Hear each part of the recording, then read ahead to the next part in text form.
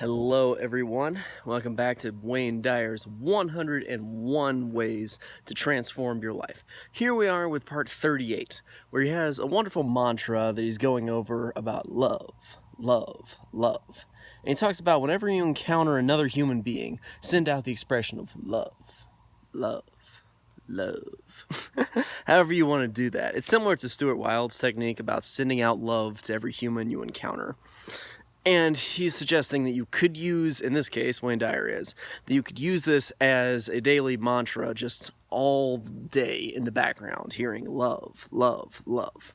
Because with the neuroplasticity of the brain, which we all pretty much understand, basic psychology there, the brain becomes more and more loving. And as we know, emotions are in two basic categories, love and fear. So the more loving we are, the less fearful we are, and vice versa. So we want to move towards that love side. And the more we use this affirmation of love, love, love, we can even use it outside of just people, with trees, with nature, with like our cars, with the kitchen counter, whatever. If we can project love outward, we are telling ourselves to love ourselves more as well inwardly.